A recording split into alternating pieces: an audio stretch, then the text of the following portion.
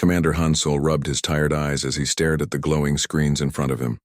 The monitoring station Beacon 7 floated quietly in space, far from Earth and far from anywhere interesting. Most days, nothing happened here. Today felt like another boring day. Hansol had been watching the empty darkness for 6 months now. His job was simple: listen for signals from other worlds and report anything unusual. Most of the time, he heard nothing but static and the background noise of space. Sometimes he wondered if anyone out there was actually trying to talk. The coffee in his cup had gone cold hours ago. Hansol was thinking about making fresh coffee when his computer started beeping. The sound was different from the usual warnings. This was the emergency signal tone. Lieutenant Park Ji-won looked up from her station across the room. She was young and smart, fresh out of the Communications Academy on Earth. Her black hair was pulled back in a neat ponytail, and her eyes were bright with curiosity. "Commander, I am getting something strange," she said in Korean, then switched to English. "The signal is not coming from any human ship." Hansol pushed his chair over to her workstation. The screen showed waves and patterns he had never seen before. The signal was weak but clearly artificial. Someone or something was trying to send a message. "Can you clean it up?" he asked.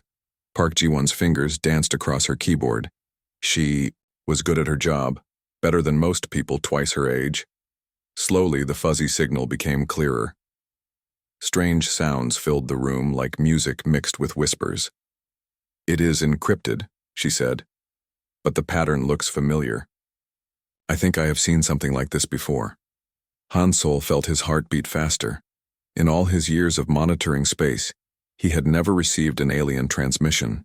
The possibility excited and scared him at the same time.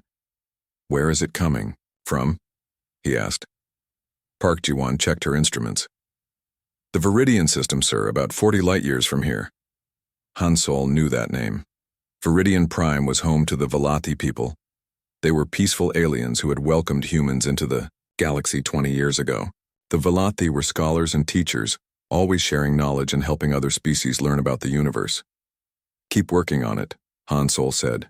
"I need to call Captain Lee." Captain Lee So-min commanded the patrol vessel Thunder of Seoul.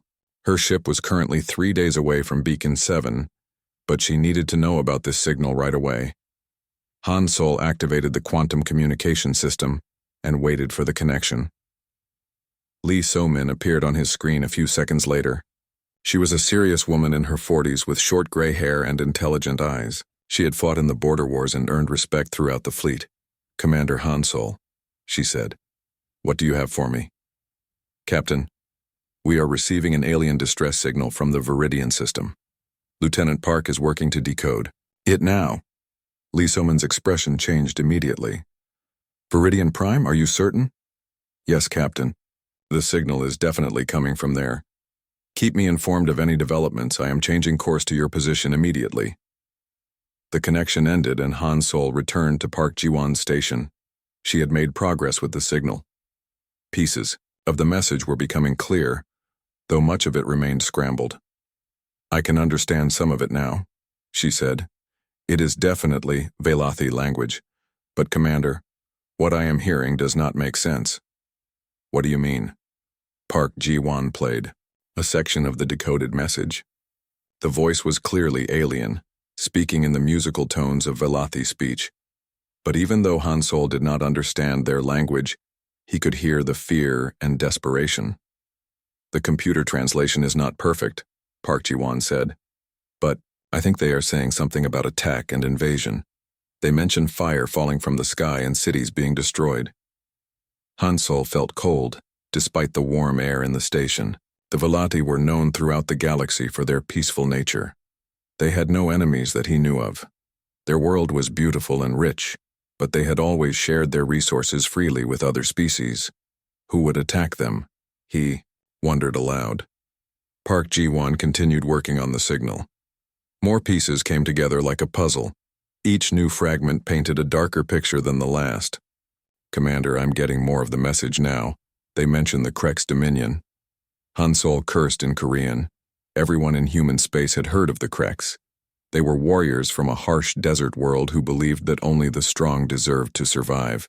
The Kreks had been expanding their territory for decades, conquering weaker species and enslaving survivors. "Are you sure?" he asked. "Yes, sir. The message mentions Krek ships in orbit around Viridian Prime. It says they are bombing cities and killing civilians." Park Ji-won's face was pale as she continued translating. "There is more, Commander. They say the Kreks are not just conquering. They are trying to kill every Velothi on the planet." The words hit Han Sol like a physical blow. Genocide. The Kreks were committing genocide against the gentle Velothi people. The same aliens who had taught human children about mathematics and art. The same beings who had shared their vast libraries with Earth universities. "How long ago was this message sent?" he asked. Park Ji-won checked the signal analysis. "Based on the transmission delay, I think it was sent about 6 hours ago. But Commander, there is something else." She played another section of the decoded message. This time, Han Sol could hear the desperation more clearly. "They are asking for help," Park Ji-won said quietly. "The Velothi are asking anyone who receives this message to send help. They say their defense fleet has been destroyed and their cities are burning." Han Sol stood up and walked to the large viewing window. Outside, stars twinkled peacefully in the darkness. Somewhere among those stars, innocent people were dying while he watched from safety. His communicator buzzed. It was Captain Lee calling back. "Commander, I just received orders from Terra Command. Admiral Kim wants a full report on this situation immediately. How much of the message have you decoded?" "About 60%, Captain. It is definitely a distress call from Viridian Prime. The Krek's Dominion is attacking them." There was silence on the communication line for several seconds. When Captain Lee spoke again, her voice was hard. "Send everything you have to Terra Command right now. Use priority channels. And, Commander?" "Yes, Captain?" "Admiral Kim served with Velothi officers during the peace negotiations. He will not be happy about this news." The communication ended and Han Sol turned back to Park Ji-won. She had managed to decode more of the message. Her face was wet with tears. "What is it?" he asked gently. "They mention children, Commander. The message says the Kreks are hunting Velothi families. They are killing everyone, even the little ones." Han Sol closed his eyes for a moment. The Velothi had always been kind to humans. When Earth first joined the galactic community, other species had been suspicious and afraid. Humans were known as Deathworlders because they came from such a dangerous planet. But the Velothi had welcomed them with open arms. He remembered reading about Velothi teachers who had come to Earth to work in human schools. They had been fascinated by human culture and had spent years learning about art, music, and literature. Many had formed close friendships with their human colleagues. Now those same gentle beings were being slaughtered by the Krek's war machine. Han Sol opened his eyes and looked at Park Ji-won. "Send the complete message to Terra Command. Mark it as Priority 1. "Yes, sir." As Park Ji-won transmitted their findings, Han Sol wondered what would happen next. The human government had strict policies about interfering in alien conflicts. Earth had fought hard to earn respect in the galactic community, and many politicians were afraid of making enemies. But the Velothi were not just any aliens. They were friends. They were teachers and scholars who had never hurt anyone. If humanity could not help them, what did that say about human character? Han Sol's contemplation was interrupted by another signal from his communicator. This time, it was Admiral Kim himself calling from Terra Command. The Admiral's face appeared on screen, looking grim and determined. Kim Tae-ho was a legend in the human fleet, a man who had never lost a battle and never abandoned an ally. "Commander Han Sol, I have reviewed your report. Is there any doubt about the authenticity of this message?" "No, sir. Lieutenant Park has verified the transmission source and language patterns. This is definitely from Viridian Prime." Admiral Kim nodded slowly. "Then we have a decision to make. The Velothi helped us when we needed friends in the galaxy. Now they need our help." Han Sol could see the weight of command in the Admiral's eyes.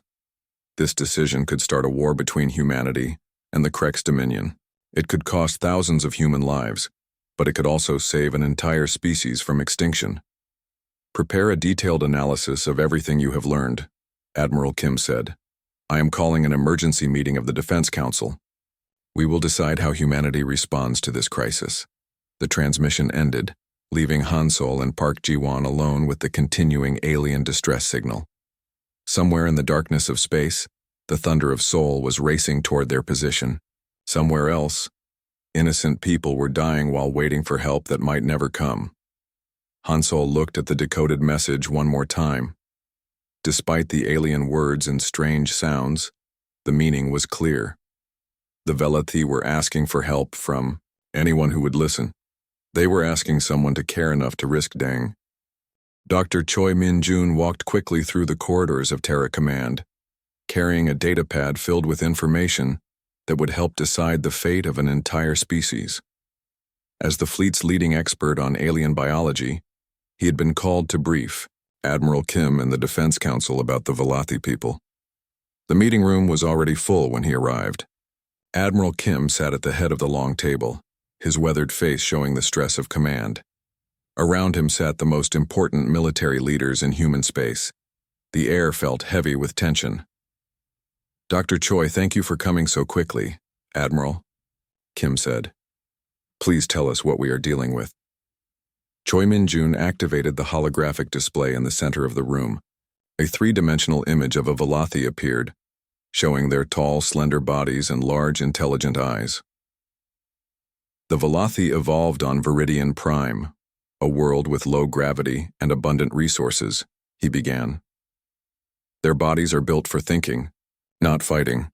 Their bones are lighter than human bones and their muscles are much weaker. Colonel Bang Hai-wan, leader of the Human Marine Expeditionary Force, leaned forward. She was a tough woman who had fought in 3 wars, but her expression was troubled. How weak are we talking about? She asked. A single human could overpower 3 or 4 Velathi without much effort, Choi Min-jun replied. But their minds are extraordinary. They can solve complex mathematical problems in seconds and remember everything they read or hear. The holographic display changed to show Velathi cities. Beautiful buildings rose like crystal flowers from green landscapes. Libraries and schools dominated the architecture, with gardens and meditation spaces between them. Their entire civilization is based on learning and sharing knowledge, Choi Min-jun continued. They have no military in the way we understand it. Their defense fleet consists of patrol ships designed for rescue and exploration, not warfare. General Wan Min-ki shook his head. Then how have they survived this long? The galaxy is not a peaceful place. They have always relied on diplomacy and friendship, Choi Min-jun said. The Velathi mediated peace between dozens of warring species over the centuries. Everyone respected them because they never took sides and always tried to help. Admiral, Kim studied the images of Velathi culture. What do we know about their relationship with the Kreks? Choi Min-jun's expression darkened. The Kreks consider the Velathi to be an insult to evolution. Kreks culture believes that only the strong deserve to exist. They see Velathi philosophy as a dangerous weakness that might spread to other species. The display changed again, showing the harsh desert world of the Kreks' homeworld. Red sand dunes stretched endlessly under a burning sun. Kreks' cities looked like armed fortresses, built to withstand constant attack. The Kreks evolved in one of the most hostile environments in the galaxy, Choi Min-jun explained. Water is scarce, food is limited, and the climate is deadly. Only the strongest and most aggressive Kreks survive to adulthood. Colonel Bang Hai-wan studied the images carefully. What kind of military capability do they have? Substantial, Choi Min-jun admitted. The Kreks Dominion has conquered 17 star systems in the past 50 years. Their military doctrine is simple but effective. Overwhelming force applied, without mercy. Admiral Kim's communicator buzzed. It was a priority message from Earth. Excuse me for a moment, he said, activating the secure communication channel. President Yu Da-un appeared on the screen from the presidential palace in Seoul. Behind her, the lights of Earth's capital city sparkled in the night. Her face showed the weight of leadership as she addressed the assembled military commanders. Admiral Kim, I have been in emergency session with the United Nations Security Council for the past 6 hours. The debate has been intense. What is the government's position, Madam President? Admiral Kim asked. Many nations are concerned about provoking a wider conflict with the Krex Dominion, she replied.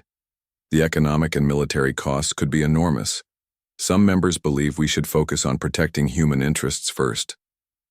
Colonel Bang Hae-wan frowned. With respect, Madam President, the Velothi have always been our friends. They welcomed us when other species feared us. President Yu nodded. I am aware of that, Colonel.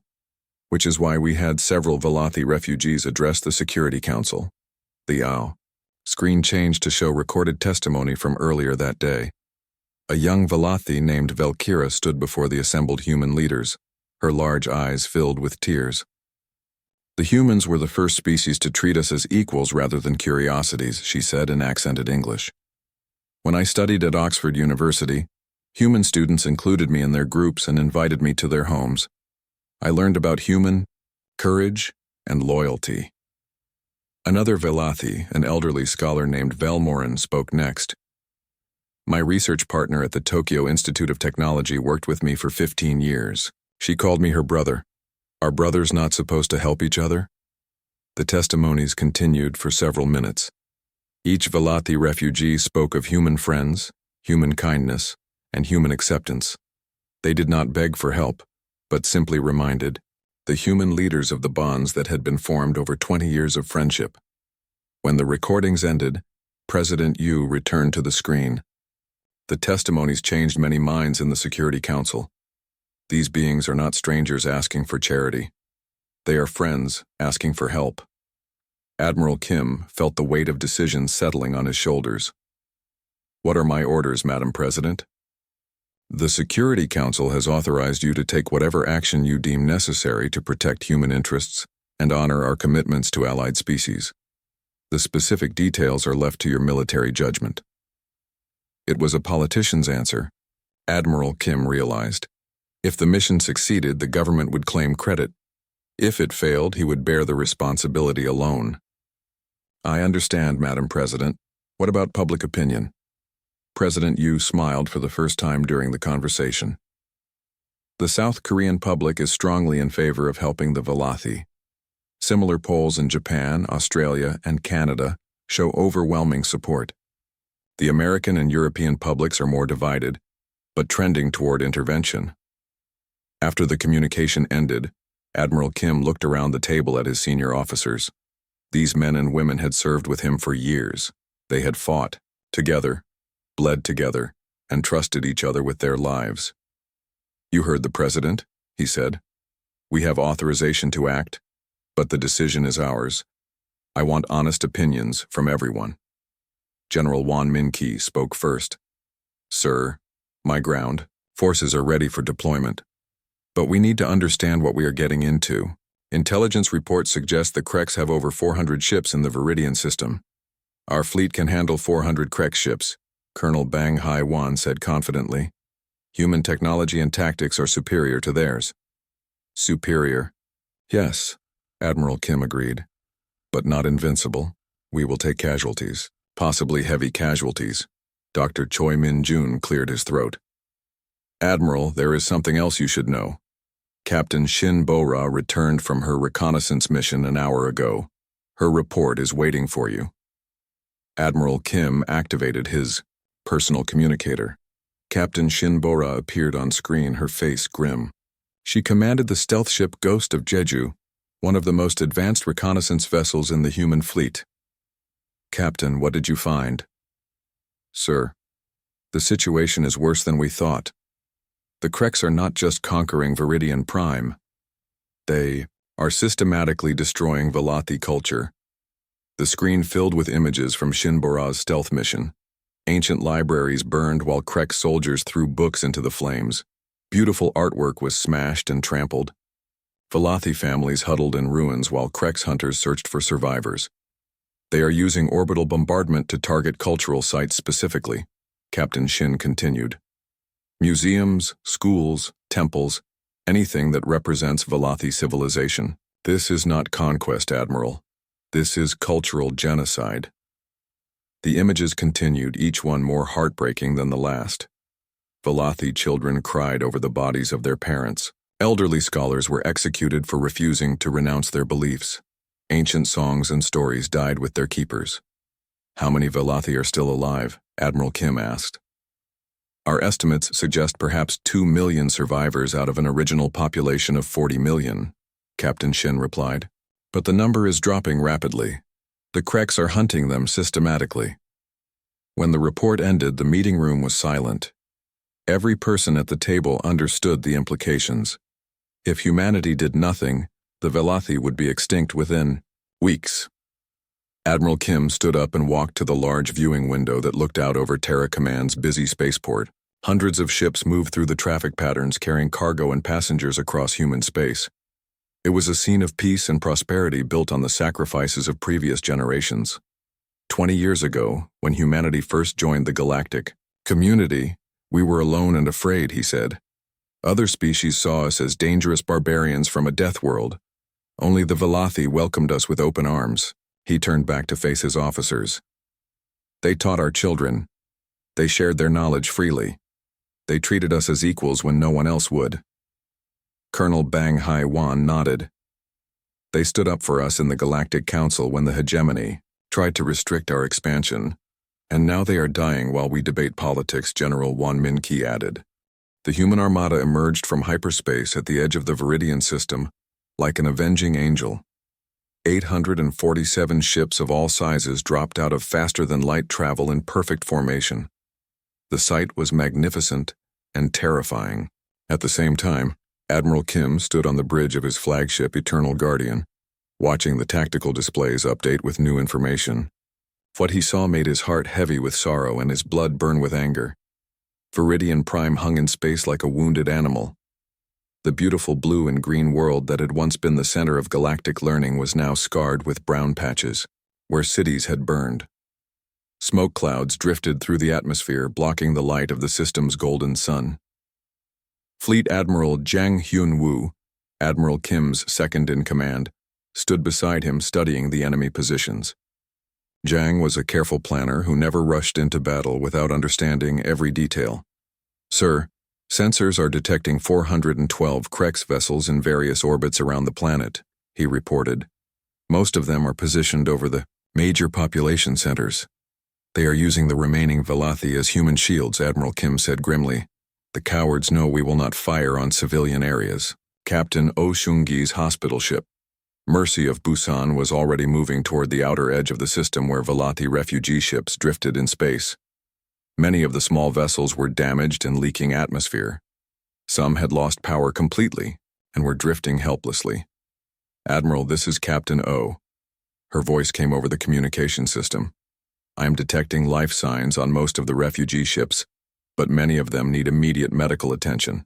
Begin rescue operations immediately, Admiral Kim ordered. Use all available resources. As human medical ships moved to help the refugees, the Krex fleet began to respond to the arrival of the Armada. The alien warships were ugly things, built like hammers rather than swords. Their hulls were thick and heavily armored, designed to absorb punishment rather than avoid it. A communication signal came from the largest Krex vessel, a massive dreadnought that dominated the space above Viridian, Prime's capital city. The signal was broadcast on all frequencies so every ship in both fleets could hear it. I am War Chieftain Scarex of the Krex Dominion, the voice said in broken English. Human ships, you will leave this system immediately. Viridian Prime belongs to the Krex by right of conquest. Admiral Kim activated his own fleet-wide communication system. His response would be heard by every human and Krex warrior in the system. This is Admiral Kim Tae-ho of the Human Defense Fleet. War Chieftain Scarex, you are committing genocide against a peaceful species. We demand that you cease all attacks on Velothi civilians and withdraw from this system.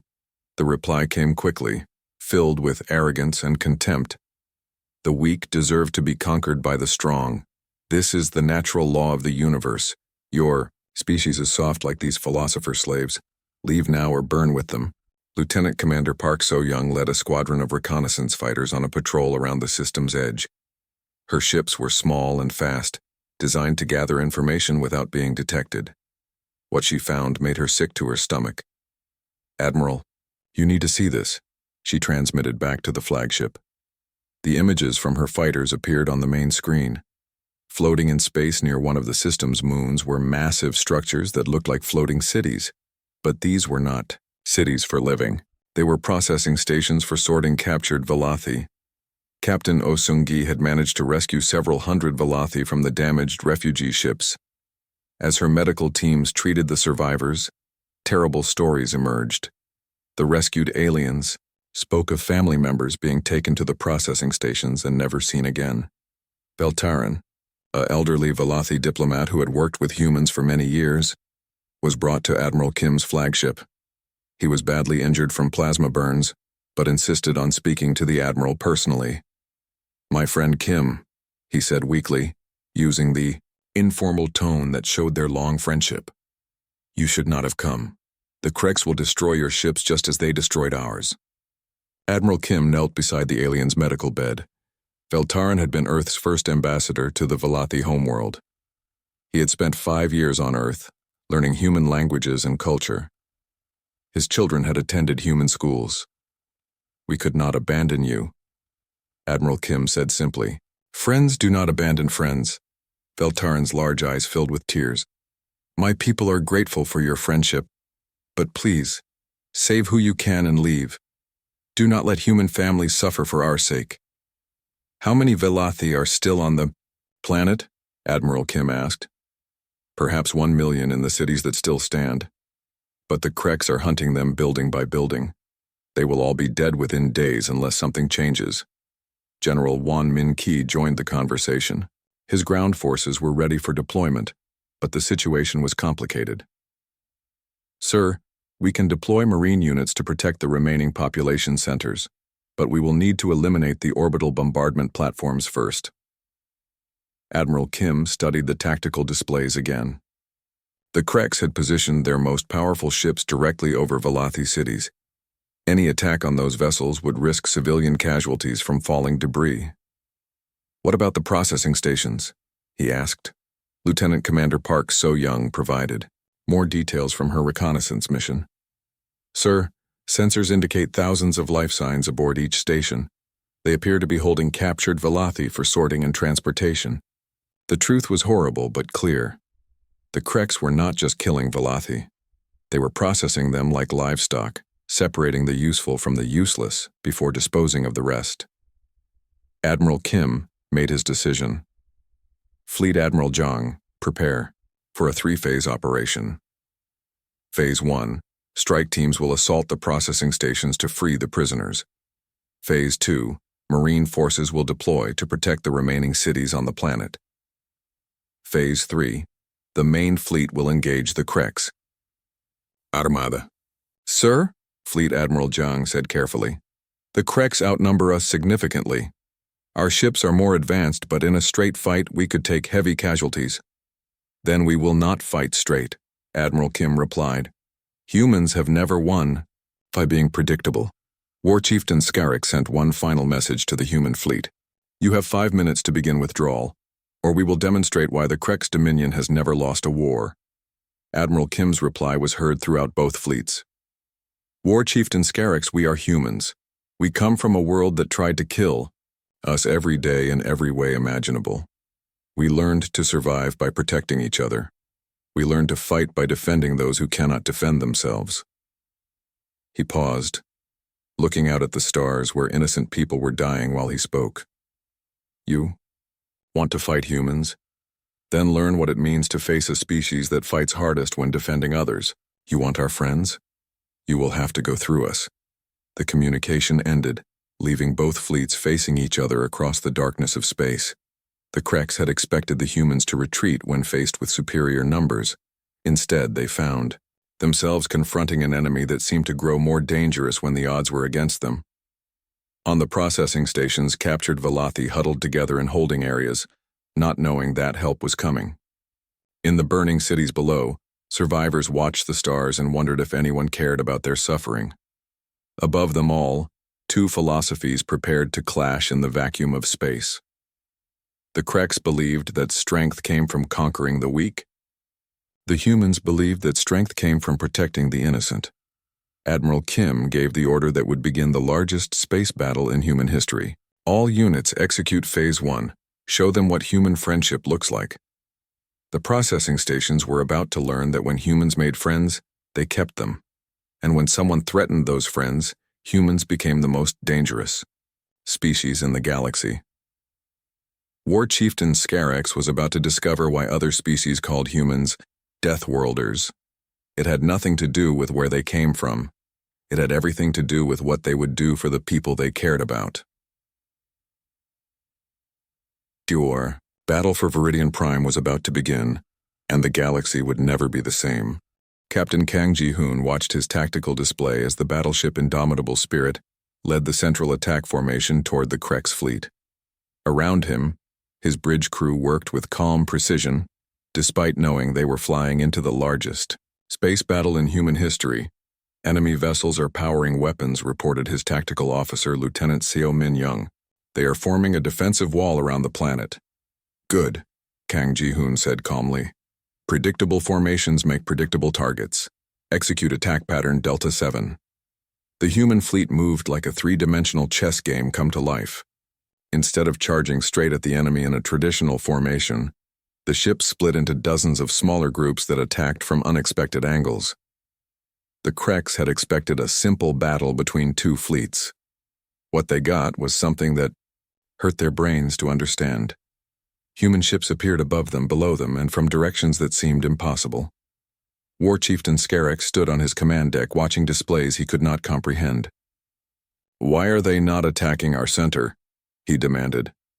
"Why do they split their forces like frightened prey animals?" His second-in-command, Sub-Commander Grakor, was younger and had studied human military history. "War Chief, I believe they are using what they call tactics. They fight like hunters rather than warriors." The first exchange of weapons fire lit up space with deadly beauty. Krex plasma cannons fired massive bolts of superheated gas that could melt through the heaviest armor. Human railguns responded with solid projectiles moving at incredible speeds that punched through shields like bullets through paper. Captain Nam Yuna led her fighter squadron, the Soul Reapers, through the chaos of the battle. Her small ships were fast and agile, designed to slip between the massive capital ships and strike at weak points. "Remember your training," she told her pilots over the communication system. "Krex fighters move in straight lines because that is how they hunt on their homeworld. Use that against them." The Soul Reapers had trained in Earth's chaotic weather patterns, learning to fly through thunderstorms and hurricanes. Compared to that, space combat felt almost easy. They dove and twisted through formations that would have made Krex pilots sick with confusion.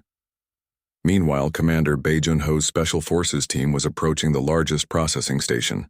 Their ship was a stealth vessel designed to be invisible to most sensors.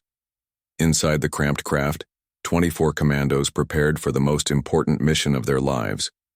"Remember, we are not here to kill Krex," Bae Jun-ho told his team. "We are here to save Valathi. Every second we waste fighting is another second those people suffer." The processing station was a horrible sight up close. It looked like a giant factory floating in space with conveyor systems and sorting mechanisms visible through transparent sections. Thousands of captured Valathi could be seen inside, waiting in holding areas for their turn to be processed. Bae Jun-ho's team attached their ship to a maintenance airlock and cut through the hull with plasma torches. They moved quickly through the station's corridors, stunning Krex guards with non-lethal weapons and freeing captured Valathi as they went. The aliens they rescued were in terrible condition. Many had been beaten or tortured. All of them were terrified and confused. But when they saw human faces, hope returned to their eyes. "You came," whispered an elderly Valathi scholar named Velkorin. "We thought everyone had forgotten us." "Humans do not forget friends," Bae Jun-ho replied as he cut the restraints from the aliens' wrists. Back in the main battle, the Krex fleet was learning that human tactical thinking was unlike anything they had ever encountered. Captain Kang Ji-hoon's battleship used its advanced computer systems to predict enemy movements and counter them before the Krex realized what was happening. The Indomitable Spirit's main guns fired in sequence, each shot aimed at a different target. Instead of trying to destroy Krex ships outright, The human vessel targeted weapon systems and engines, crippling enemies without wasting time on total destruction. "Sir, the enemy is beginning to retreat toward the planet," Lieutenant Seo reported. "They are pulling back to their defensive positions. Let them," Kang Ji-hoon said. "Fleet Admiral Jang, this is indomitable spirit. The outer defense line is broken. Beginning Phase 2. Phase 2 was the most dangerous part of the plan. Colonel Lee Yoon-ju's Marines had to deploy directly to the planet's surface while the space battle continued overhead. Their job was to protect the remaining Valathi cities from Krek's ground forces. The Marines launched from their transport ships in small drop pods that screamed through Viridian Prime's atmosphere like falling meteors. Each pod carried 4 soldiers in powered armor designed for combat in hostile environments. Lee Yoon-ju's pod landed in the central plaza of Viridian Prime's capital city. What she saw when she stepped out made her angry enough to forget her fear. Beautiful buildings that had stood for thousands of years lay in ruins. Ancient artwork was scattered in broken pieces across the streets. "All squads, this is Colonel Lee," she broadcast to her forces. "Remember, we are here to protect civilians. Engage Krek's forces only when necessary to complete that mission." Bandi. Valathi survivors who emerged from hiding could not believe their eyes. Human soldiers in battle armor were walking through their ruined city, not as conquerors, but as protectors. Many of the aliens had never seen humans in person before. A young Valathi named Velthari approached Colonel Lee carefully. She was perhaps the equivalent of a human teenager, with large eyes full of curiosity despite the horror around her. "Are you really here to help us?" she asked in carefully pronounced English. Colonel Lee knelt down to the alien's eye level and removed her helmet so Velthari could see her face. "Yes, little one. We are here to help. Can you tell me where other survivors are hiding?"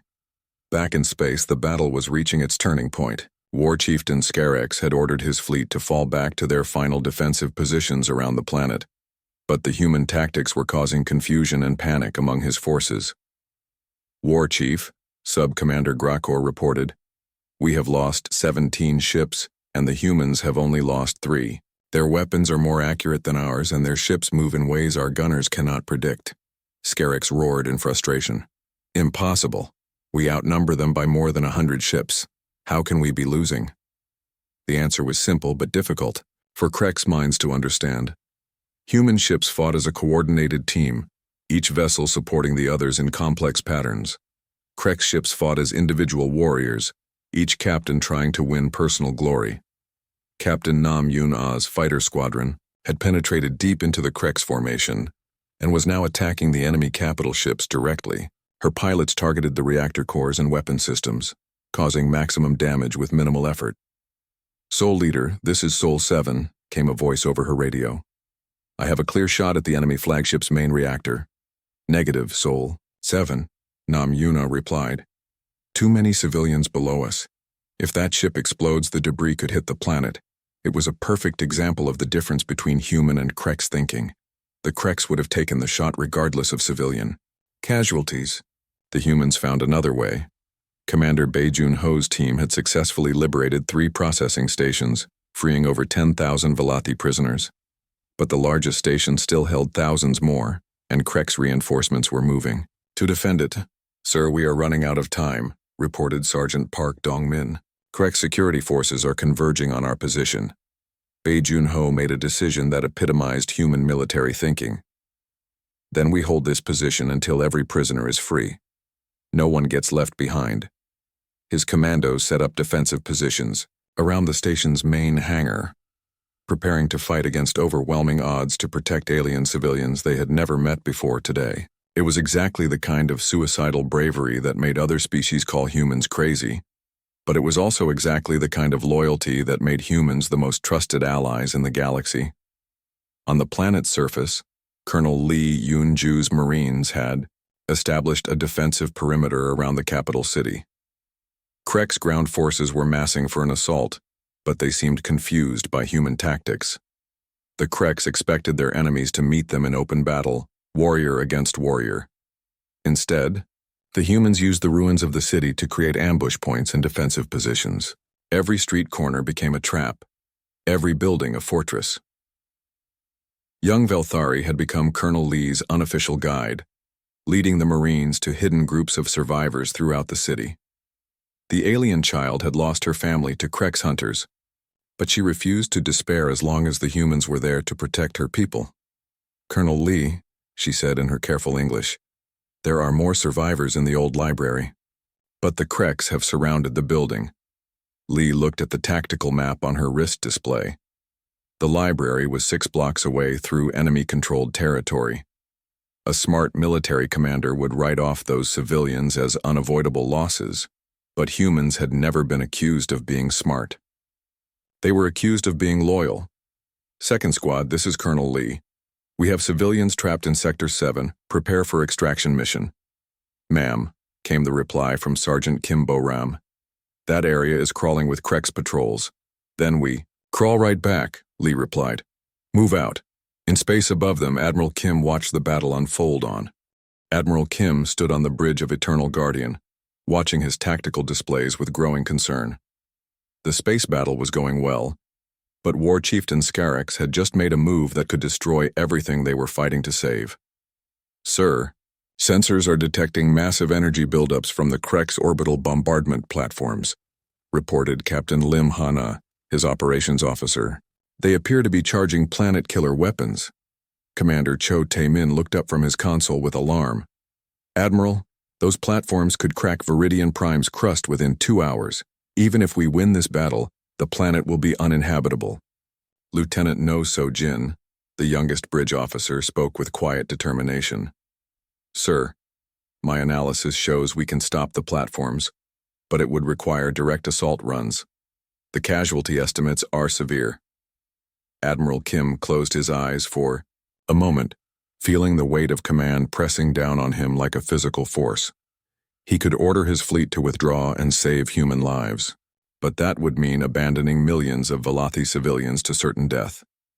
When he opened his eyes, his decision was clear. "All ships, this is Admiral Kim. Execute Protocol Delta. We will stop those platforms regardless of cost." Protocol Delta was the formation every human captain hoped they would never have to use. It maximized firepower while accepting catastrophic casualties. Ships would move into direct firing positions, knowing they would be destroyed in the process. Captain Song Min-ho, commanding the heavy cruiser Pride of Incheon, received his orders with calm acceptance. His ship was assigned to attack the largest bombardment platform, a massive structure that could destroy entire continents with a single shot. "Crew, this is the captain," he announced over the ship's communication system. "We have been given the honor of saving millions of innocent lives. Some of us will not survive the next hour, but our sacrifice will mean something." The Pride of Incheon accelerated toward the bombardment platform, its shields already taking heavy fire from Krex defensive weapons. Song Min-ho's crew worked with desperate efficiency, knowing their time was measured in minutes. "Sir, forward. Shields are failing," reported his tactical officer. "Hull breaches on decks 7 and 8. "Continue the attack," Song Min-ho ordered. "Target their reactor core." On the planet's surface, General Yoon Hae-rin led her special forces in a desperate mission to capture the Krex Ground Command Center. Intelligence suggested that the enemy commanders could disable the orbital weapons if they chose to surrender. Major Kim Bo-kyung's assault team fought through layers of automated defenses, advancing meter by meter through the underground complex. The Krex had built their command post deep within Viridian Prime's crust, thinking it would be safe from attack. They had not counted on human determination. "General, we are taking heavy casualties," Kim Bo-kyung reported over her radio.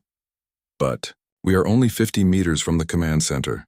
"Keep pushing, Major," Yoon Hae-rin replied. "Every second counts." Dr. Seo Ja-young, the fleet's xenopsychologist, had been studying Krex tactical patterns throughout the battle. From her position aboard a medical ship, she made a discovery that could change everything. "Admiral Kim, this is Dr. Seo," she broadcast on the command frequency. "I think I understand why the Krex are making such poor tactical decisions." "Explain quickly, Doctor." "Sir, Krex culture cannot process the concept of tactical retreat. In their minds, any backward movement means permanent defeat. They literally cannot understand the idea of giving ground to gain strategic advantage." "Admiral, Kim saw the implications immediately. Can we use this against them? Yes, sir. If we create situations where they must choose between retreat and destruction, they will choose destruction every time. We can use their own psychology to trap them. The breakthrough came at the cost of Captain Song Min-ho's life. The Pride of Incheon rammed directly into the bombardment platform's reactor core, creating an explosion that lit up the entire star system. The massive structure broke apart in a chain of secondary explosions. Song Min-ho's final transmission was heard throughout the human fleet. Tell my wife and children that I died for something that mattered. Tell them the Velothi are safe. His sacrifice inspired the entire armada. Captain after captain led similar attacks against the remaining platforms. Each assault was a calculated trade of human lives for Velothi survival. On the planet below, young Velothari had appointed herself as Colonel Lee Yunju's unofficial assistant. The alien child moved through the ruins of her city, guiding Marines, to hidden survivors and warning them of Krek's patrol movements. Colonel Lee, she said urgently, there are 50 Velothi hiding in the old museum, but Krek's soldiers are about to find them. Lee looked at her tactical display. The museum was 8 blocks away through heavily defended territory. Her forces were already stretched thin, protecting other civilian groups. A traditional military commander would have made the hard choice to save who they could and abandon the rest. But Lee was a human Marine, and Marines had a simple rule. Nobody gets left behind. 3rd Platoon, prepare for immediate deployment, she ordered. We have civilians in danger. Ma'am, replied Sergeant Park Sung-ho. That sector is swarming with hostiles. We could lose half our people. Then we better be twice as good as usual, Lee said grimly. The rescue mission turned into running battle through the ruined streets. Human Marines in powered armor leaped from building to building, using their superior mobility to outmaneuver Krek's ground forces. When they reached the museum, they found the Velothi survivors huddled around their most precious possessions, books and artworks that represented thousands of years of their civilization's history. We cannot leave these behind, pleaded an elderly Velothi curator named Velhorin. They are all that remains of our culture. Colonel Lee looked at the precious artifacts, then at her soldiers' faces. They were already carrying wounded civilians and had limited space in their transport vehicles. Load everything, she ordered. If it matters to them, it matters to us. Back in space, War Chieftain Scarex watched his bombardment platforms die one by one. The human ships were destroying themselves to stop his ultimate weapons, and he could not understand why. Sub-Commander Grakor, he said to his second-in-command, explain to me why these humans sacrifice their lives for aliens they barely know. Grakor had been studying human behavior throughout the battle. War Chief, I believe they fight not for conquest or glory, but for something they call friendship. Friendship is weakness, Scarex replied automatically. The strong conquer the weak. This is the natural order. But War Chief, Grakor said carefully, they are defeating us. If friendship is weakness, why are we losing to weak opponents? The question shook Scarex to his core. Everything he believed about strength and weakness was being challenged by these strange humans who fought hardest when defending others. Scholar Velmoran, one of the Velothi leaders who had survived the initial attacks, made his way to Admiral Kim's flagship aboard a refugee ship. Despite his injuries, he insisted on speaking to the human commander personally. Admiral Kim, he said when they met in the ship's medical bay, my people will never forget what you have done for us today. You have lost many of your own people to save ours. We save friends, Admiral Kim replied simply. That is what friends do. Velmoran's large eyes filled with tears. But we are not even the same species. Our worlds are light years apart. What do you gain from our friendship? Admiral Kim thought for a moment, then smiled. We gain the knowledge that we are not alone in the universe. We gain teachers who show us new ways to think. We gain the certainty that when we need help, someone will come for us too. The final assault on the last bombardment platform was led by Captain An Sung-ho of the destroyer Soul's Pride. His ship was smaller than the others that had made similar attacks, but it was also faster and more maneuverable. All ships, this is Soul's Pride, he transmitted as his vessel dove toward the massive platform. "Watch how a destroyer does this job." Instead of ramming the platform directly, An Sung-ho used his ship's superior speed to dodge defensive fire, while his weapons targeted specific weak points. The platform's destruction was surgical rather than suicidal. As the last bombardment platform exploded into debris, cheers echoed throughout the human fleet. The immediate threat to Viridian Prime was over, but the battle was far from finished. War Chieftain Scarix, seeing his ultimate weapons destroyed, made one final desperate decision. He ordered his remaining ships to ram the human fleet directly, hoping to take as many enemies with him as possible. "If we cannot win with honor," he broadcast to his fleet, "we will die with honor." But Admiral Kim had one more lesson to teach, the crux about human thinking. Instead of meeting the enemy charge with force, he ordered his ships to scatter and regroup in defensive formations. "Let them come," he told his captains, "but we will not throw away lives unnecessarily.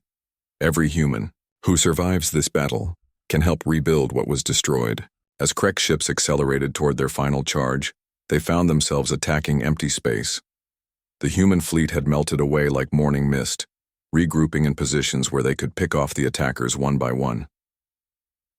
For the first time in his life, War Chieftain Scarix began to understand that there might be different kinds of strength. The humans had shown him courage that came from 3 hours after the last bombardment platform exploded. War Chieftain Scarix found himself staring at something he had never seen before: defeat. His mighty fleet was reduced to less than 200 ships, many of them damaged and limping. The human armada still had over 600 vessels ready for battle. Admiral Kim stood on the bridge of Eternal Guardian, watching the Krek's formations on his tactical display. The enemy ships had stopped their advance and were holding position near one of Viridian Prime's moons. For the first time in the battle, they seemed uncertain about what to do next. "Sir, we are receiving a communication request from the Krek's flagship," reported Captain Lim Hana. "Put him through," Admiral Kim said. War Chieftain Scarix appeared on the main screen. His reptilian features showed exhaustion and confusion. Behind him, his command deck was filled with smoke and sparking equipment. "Human Admiral," he said slowly, "I do not understand your species. You fight like demons when protecting others. But you stopped your advance when you could have destroyed us completely. Why?" Admiral Kim considered his answer carefully.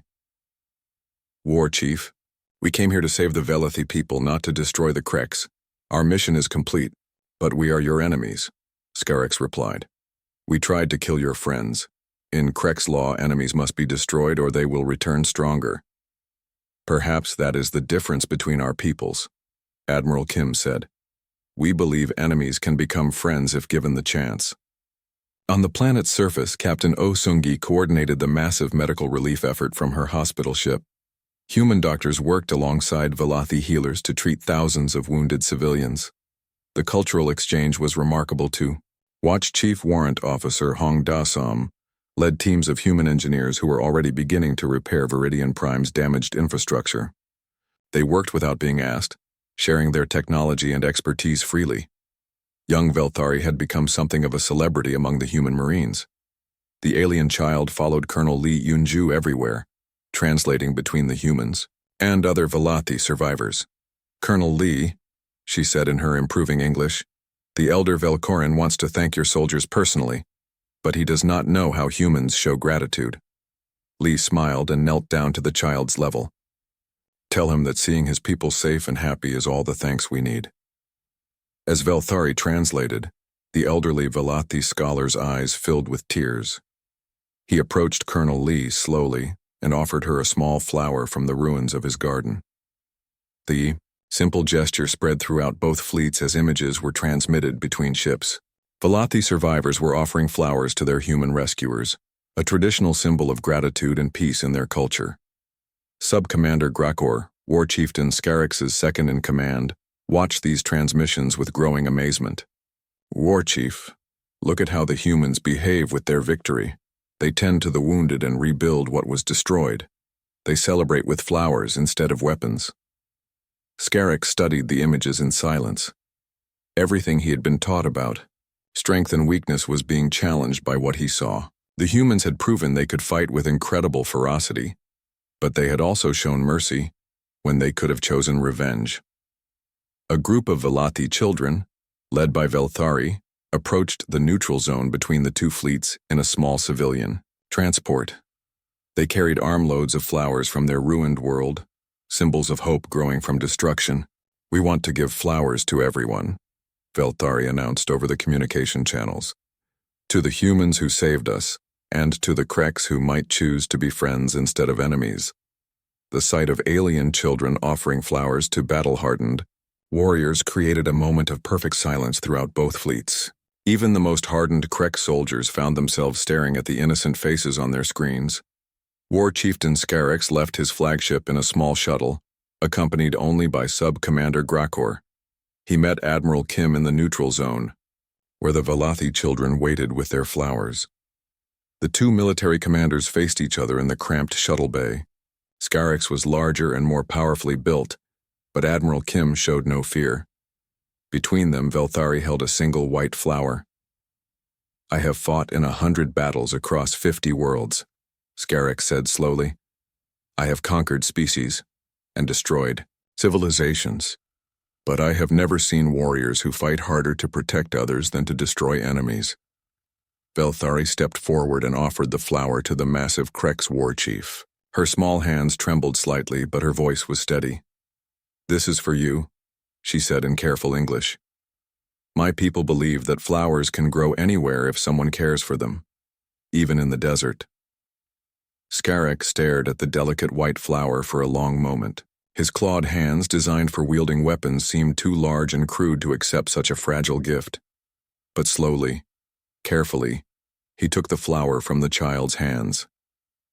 "I do not understand," he said quietly. "My people destroyed your cities. We killed your families. Why do you offer me peace?"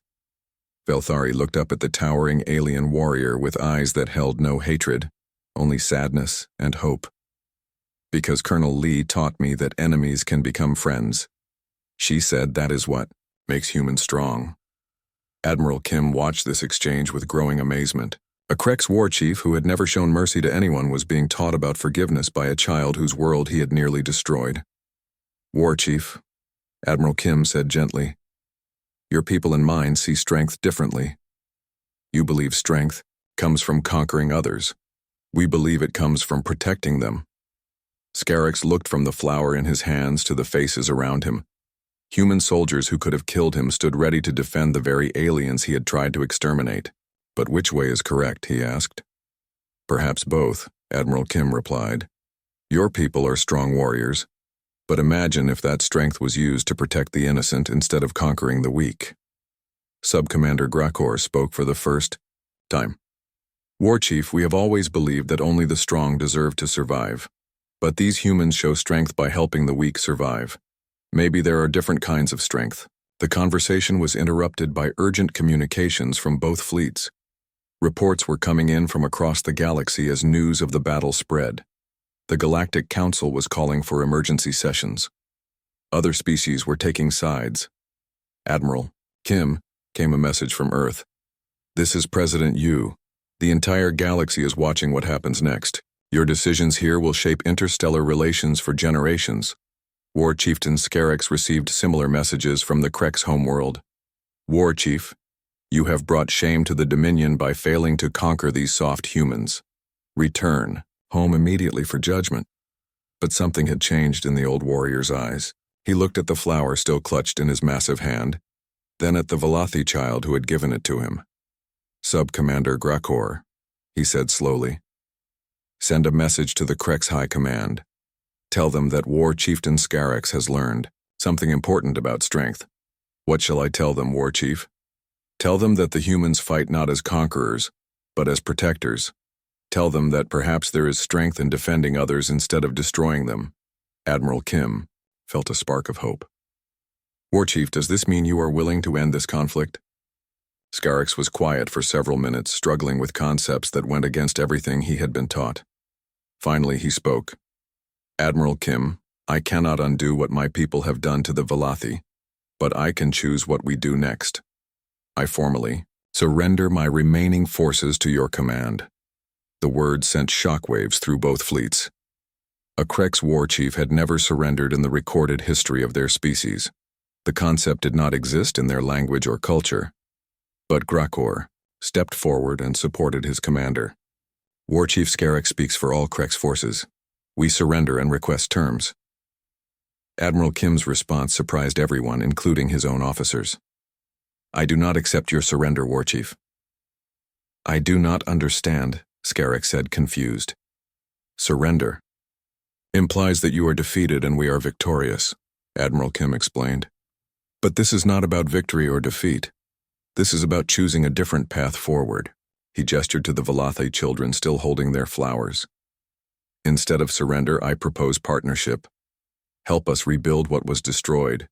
Use your strength to protect instead of conquer. The idea was radical beyond imagination. Humans and Krex working together. Former enemies becoming allies in the work of healing a wounded world. 3 months later, Viridian Prime was beginning to recover from the devastation. Human engineers worked alongside Krex construction crews to rebuild cities. Human doctors shared medical knowledge with Krex healers. Human teachers worked with Velothi scholars to preserve the endangered culture. Velthari had become a bridge between all 3 species. She spoke fluent English and was learning Krex language as well. Her favorite activity was teaching Krex children how to grow flowers in the desert soil of their temporary camps. War Chieftain Scarex, now calling himself simply Scarex, had undergone a transformation that amazed everyone who knew him. The fierce warrior had become a student of philosophy, learning from Velothi teachers about the concepts of peace and cooperation. Sub-Commander Grakor had been promoted to lead the Krex reconstruction efforts. His first official act was to establish a memorial for